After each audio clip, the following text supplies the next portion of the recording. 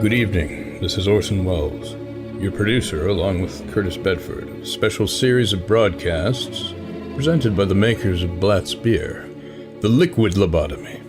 Blatt's, for when you're shotgunning yourself into oblivion. Blatt's Beer is presenting the Mindstream Players in a new thriller series, Overwrought. Tonight's episode, The Hairy-Handed Hitchhiker. Ladies and gentlemen, the element of surprise is so vital to our story tonight that our sponsors, the makers of Blatt's Beer, are omitting their usual commercial message during the intermission between the acts, so that our play will go uninterrupted from spooky start to spooky finish.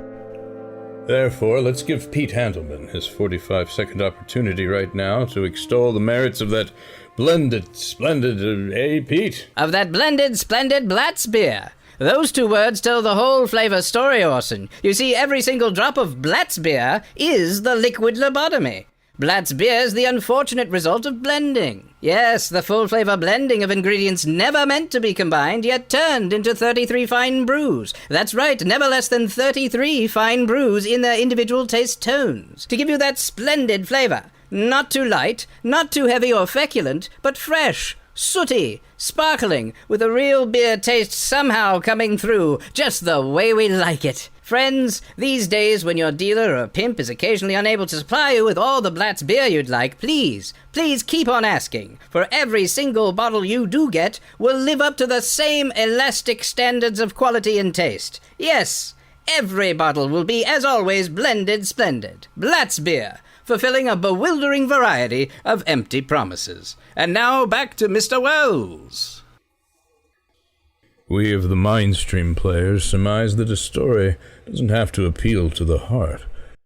It can also appeal to the loins. Sometimes you want your heart to be warm. Sometimes you want your loins to tingle. It's that academic. Well, the tingling will be quite audible as you listen to tonight's classic among radio thrillers. Its author is one of the most gifted of all the writers who've ever worked in this medium. Me, who also wrote the single greatest radio script ever written, War of the Worlds, Part 2.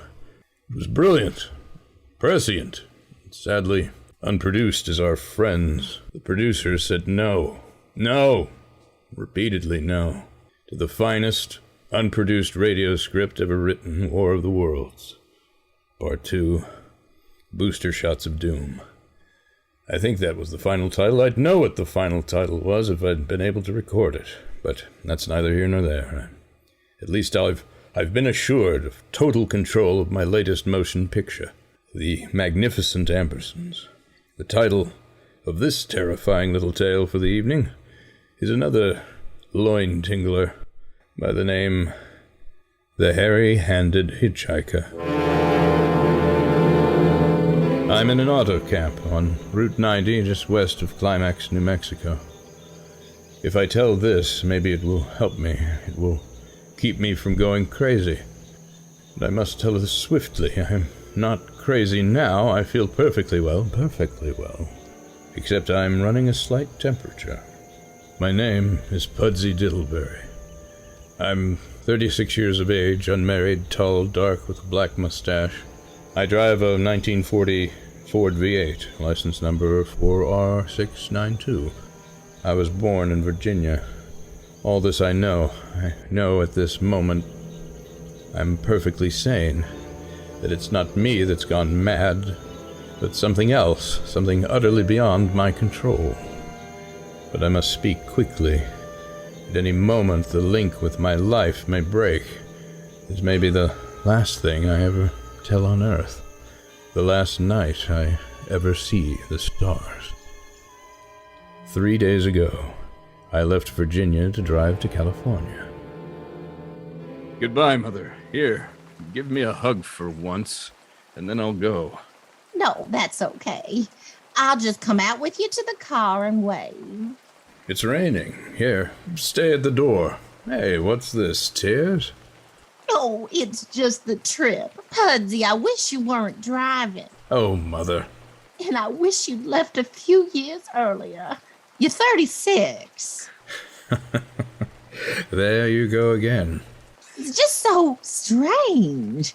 And you finally got a driver's license. Now your first time alone behind the wheel and you're driving to California. People do it every day, Mother. I know, but not the first time they drive. Oh, you aren't careful, are you? Well, what do you mean? You aren't. You've broken just about everything I've ever owned in that house. Now you are driving out in the world. Promise me you'll be extra careful. Don't fall asleep and drive fast to pick up strangers on the road. How oddly specific. Strangers. And don't worry, there isn't anything going to happen. It's just 3 days of perfectly straightforward driving on smooth, ample, civilized roads. A hot dog or a coffee shop every 2 miles.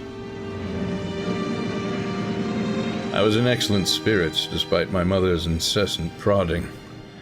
The drive ahead, even the loneliness, seemed like hijinks.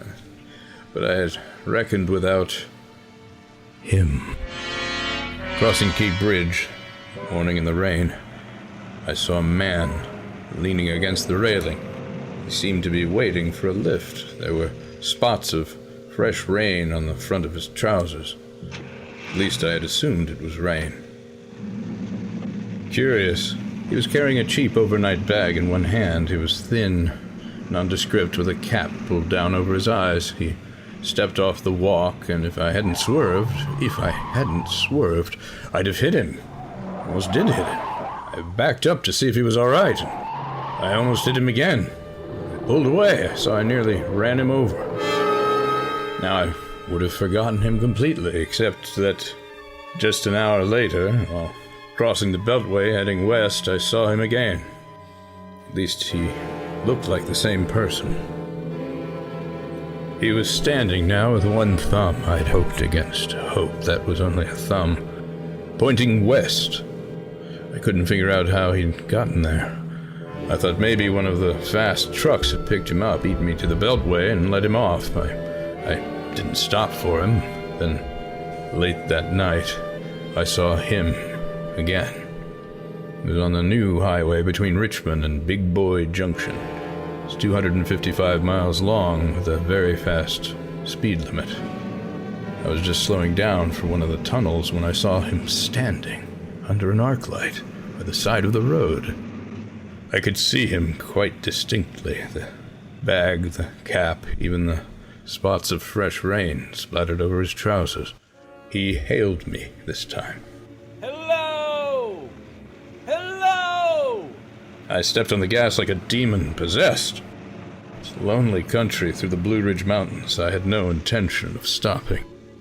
Besides, the coincidence, or whatever it was, gave me a strong feeling of nervous apprehension and discomfort.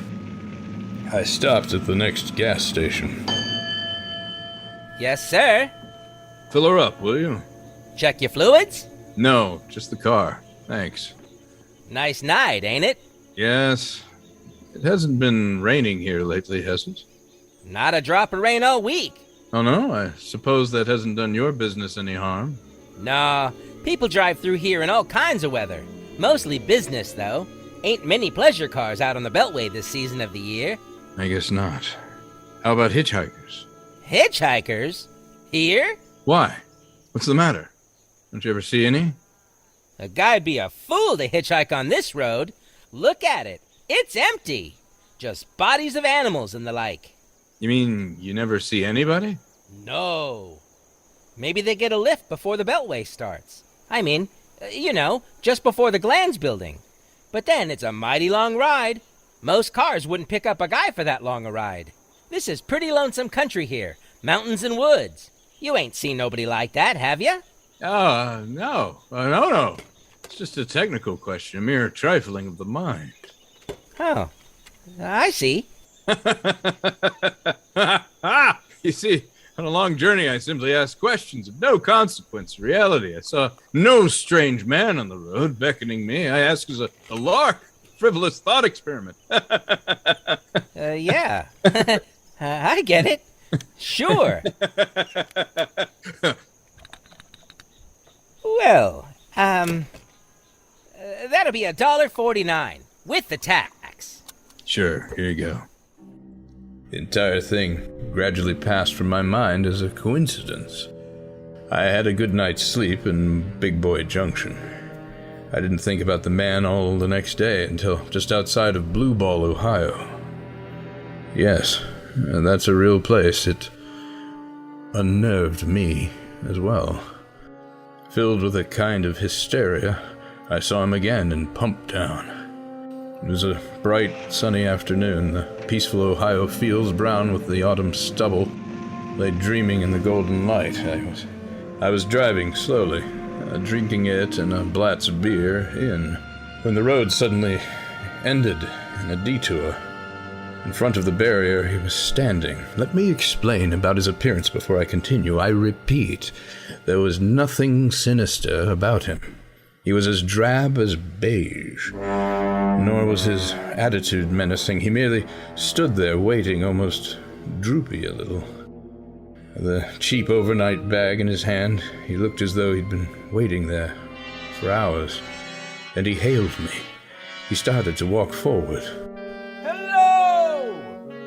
Hello! I stopped the car, of course, for the detour. For a few minutes, I couldn't seem to find the new road. I realized he must be thinking that I'd stop for him. Hello! No, not just now, I'm sorry. Going to California? No, not today. I'm going to Balsall Rock, Devonshire. It's a place in England. Really. Sorry. After I got the car back on the road again, I felt like a fool. Yet the thought of picking him up, of having him sit beside me, was somehow unbearable. Yet at the same time, I felt more than ever unspeakably alone. Hour after hour went by, the fields, the towns, ticking off one by one. The lights changed. I knew now I was going to see him again. And though I dreaded the sight, I caught myself searching the side of the road, waiting for him to appear. Yup, what is it? What you want, Mr. Welles? Name's Diddleberry, actually. Sure, whatever, Mr. Diddleberry. Why are you winking? No reason. Mr. Diddleberry, was it? Yes. Right. That's your name today. You sell sandwiches and pop here, don't you? Well? Yep, we do it in the daytime, but we're closed up for the night. I know. I was wondering if you could possibly let me have a cup of coffee. Black coffee. No, not this time of night, Orson. Will you stop? My wife's the cook, and she's in bed, and I will be soon, if you catch my drift. Do you? Stop winking. Stop it! Now listen. Just a minute ago, there was a man standing here right beside this store, and a suspicious-looking man. Who is it, Maynard? It's nobody, Mother. Just a fella thinks he wants a cup of coffee. Go back to bed and get things ready. I don't mean to disturb you, but you see, I was driving along when I just happened to look, and there he was. There, who was? The man I've been telling you about. He haunts me as if he were a phantasm. He was there by the road. What was he doing? I'm trying to tell you. Listen. Is this the story now? Yes, this is the tale. I'm telling you that the man was there. Doing? Nothing. Not much of a story, is it? Waving your hands around and arching your eyebrows while you tell me isn't going to make it scarier. Never mind. Look, just give me the razzleberry fruit snack. Or maybe some chicken tortilla soup, please. Chicken tortilla soup? What kind of made-up stuff is that?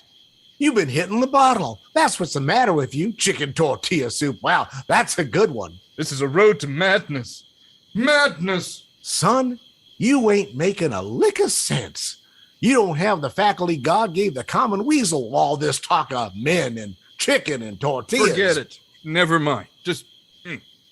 Diddleberry. That's your name.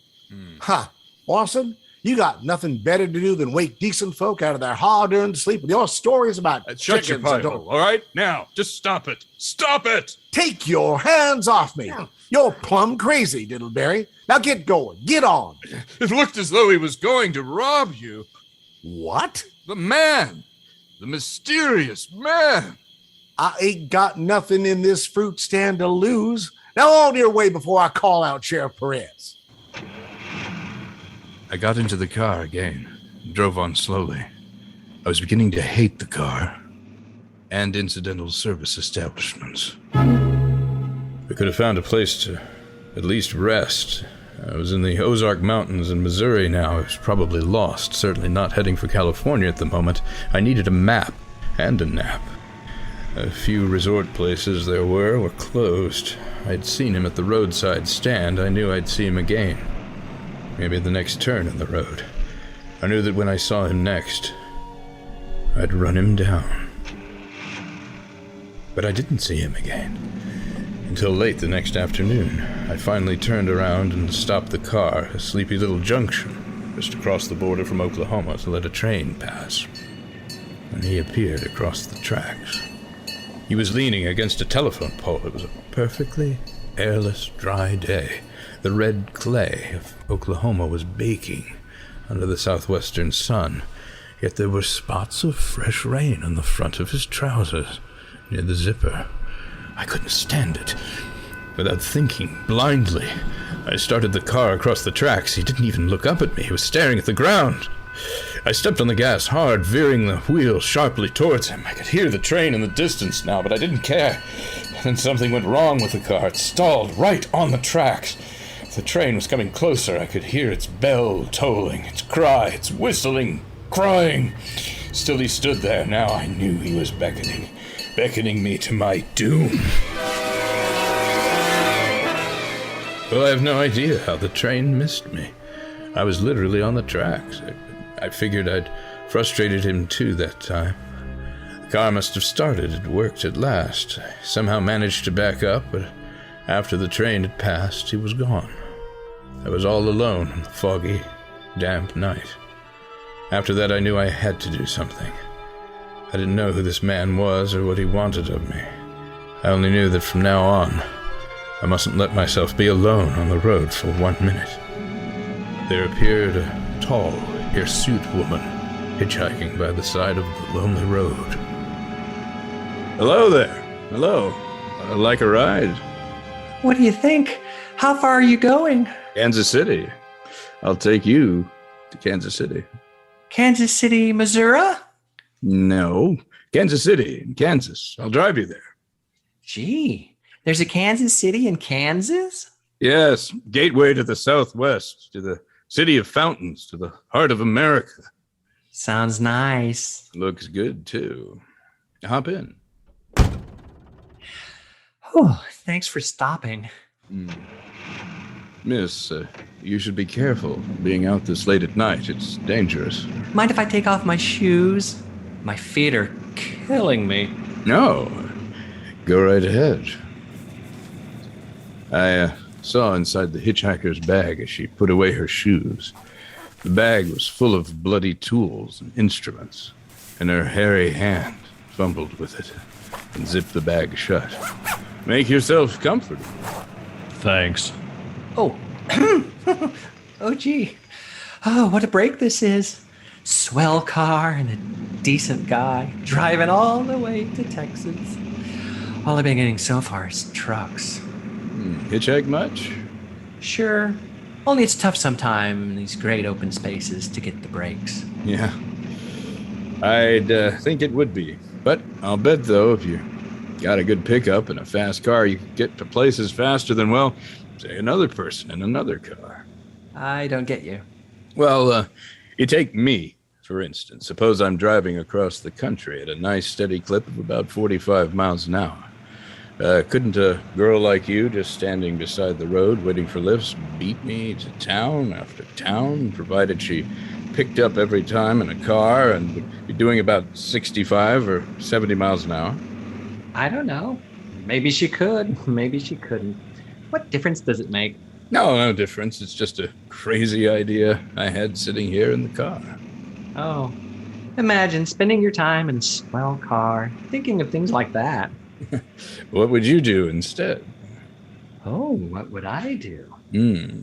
I was a good-looking fella like yourself. I'd just enjoy myself every minute of the time.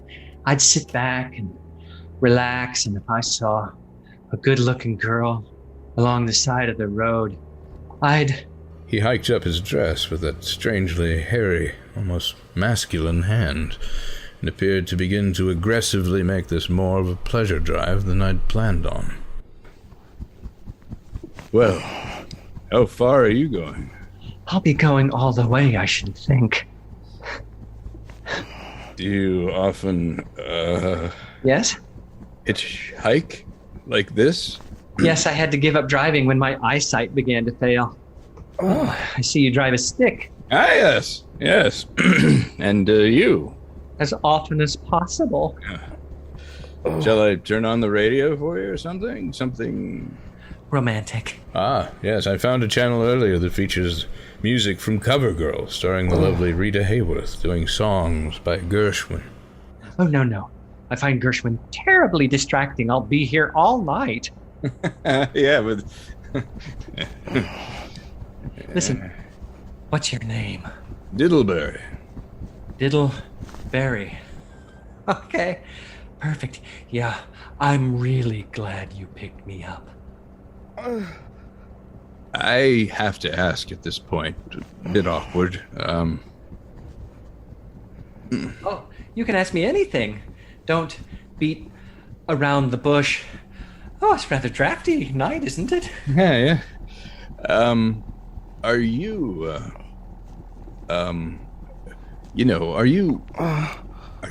you're not gonna kill me or something, right? Moi? Extraordinary question. What do you mean? Well, you can imagine what I might think. Foggy road, middle of the night, I pulled up and thought it was a woman.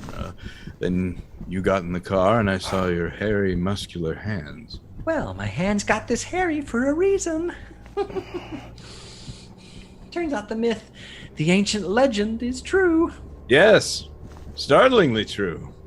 More than just the palms, too, I see. Anyway, I saw your hairy hands and the implements of death in your bag when I got in. I didn't want to be rude once I offered the ride and you'd gotten in, but rather quickly I naturally assumed you were going to kill me. Kill you?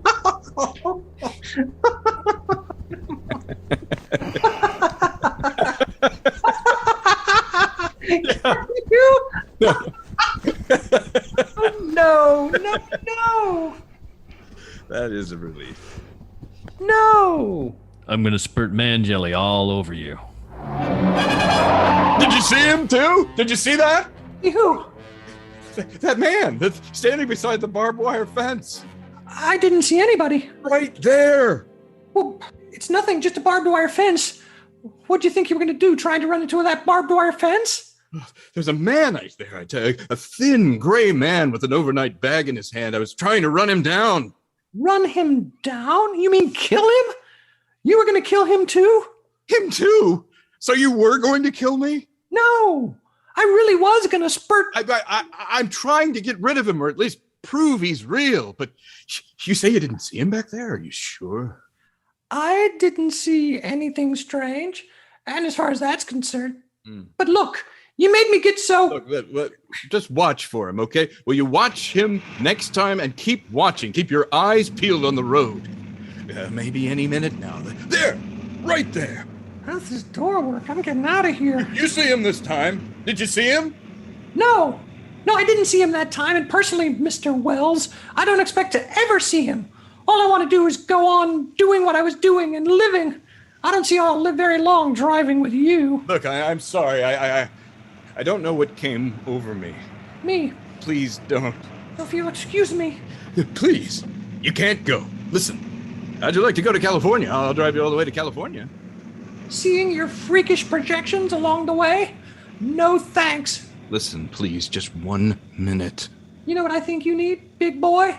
Not a girlfriend, just a good dose of sleep. There, I got it now. No, you can't go. I want to show you the little man. It's right over there. You gotta see Leave your hands off me. Do you hear? Leave your hands off me. Come back here, please. Come back. Oh. I should point out, with all due respect to the trans community, that was no woman.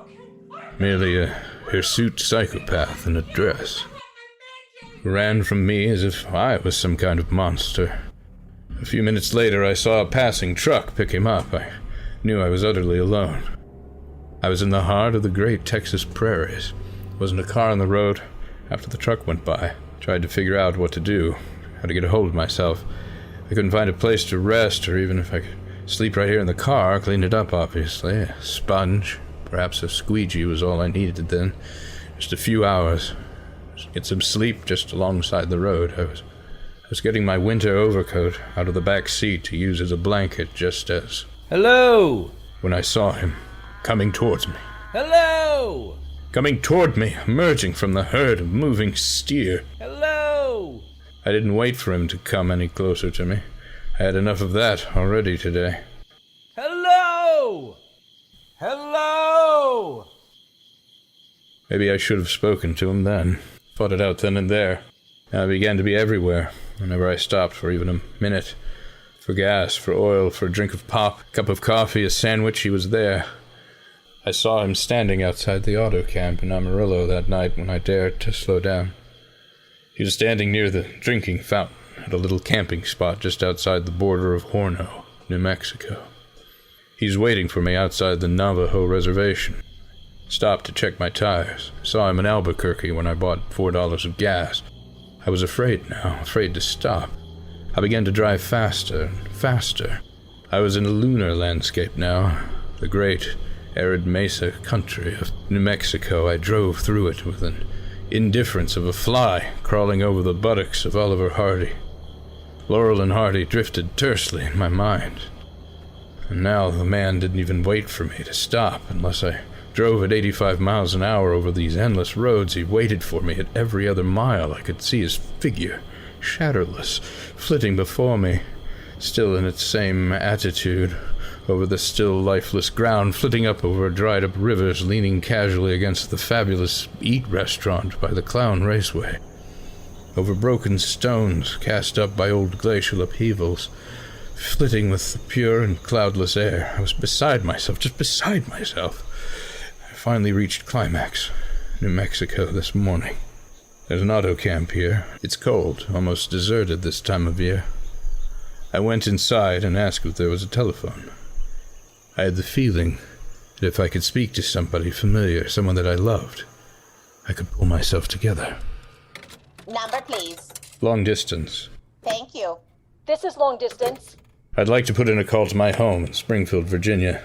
I'm Pudsey Diddleberry. The number is Clearbook 6961. Thank you. What is your number? My number, it's 616. Albuquerque? Virginia for Climax. Virginia. Climax, New Mexico, calling Clearbrook 6961. I read somewhere that love could banish demons. It was in the middle of the morning. I knew Mother would be home. I pictured her short white hair and her crisp house dress, going about her tasks. It'd be enough. Will you please deposit $3.85 for the first 3 minutes? When you have deposited $1.50, will you wait until I have collected the money? All right, deposit another $1.50. Will you please deposit the remaining 75 cents? Ready with Springfield. Go ahead, please. Hello? Hello, Mrs. Diddleberry residence? Hello, Mother? No, this is Mrs. Diddleberry's residence. Who is it you wish to speak to, please? Who's this? Well, this is Mrs. Whitney. Mrs. Whitney? Well, I don't know any Mrs. Whitney. Is this Clearbook 6961? Yes? Where's my mother? Where's Mrs. Diddleberry? Mrs. Diddleberry is not at home. She's still in the hospital. The hospital? Yes. Who is this calling, please? Is this a member of the family? What is it? What's she in the hospital for? Oh, she's been committed for 3 days. A nervous breakdown. acute hygienic arrest. The doctors think she might be too old to breathe in the upright position. Who is this calling? Nervous breakdown. My mother doesn't have... It's all taken place since the death of her oldest son, Pudsey. The death of her oldest son, Pudsey? Hey, what's this? What number is this? This is Clearbrook 6961. It's all been very sudden. He was killed 3 days ago in an automobile accident on Key Bridge. And so I'm sitting here, in this deserted auto camp in Climax, New Mexico. I'm trying to think, I'm trying to get a hold of myself. Otherwise, I'd go crazy. Outside it is night, the vast, soulless night of New Mexico. 1,000,000 stars are in the sky, and ahead of me stretch 1,000 miles of empty mesa, mountains, prairies, and desert. Somewhere among them, he's waiting for me. Somewhere. And somewhere, I shall know who he is, and who I am. We'll be right back to tell you more about our next Mindstream Players episode of Overwrought. But first, the makers of Blatz Beer, the liquid lobotomy, wish to remind you that you may not be able to get Blatz every time you want it in these days of grain restrictions. It is well worth your time to keep asking, for every bottle you do get will continue to live up to its name. And speaking of grain restrictions, not a single grain of wheat is being used in the brewing of Blatz Beer, and we assure you that the grains being used by Blatz breweries are not the grains wanted for famine relief, regardless of what you've been reading in the newspapers or heard on your radio news. Now let me repeat, Blatz Beer is the best for when you're having more than 6. You can be sure this truly great beer will be, as always, the happy blending of fine brews. Blatz, when you're shotgunning yourself into oblivion, think Blatz. And now, here's Orson Welles.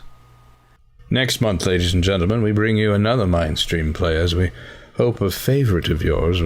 You've asked for it many times.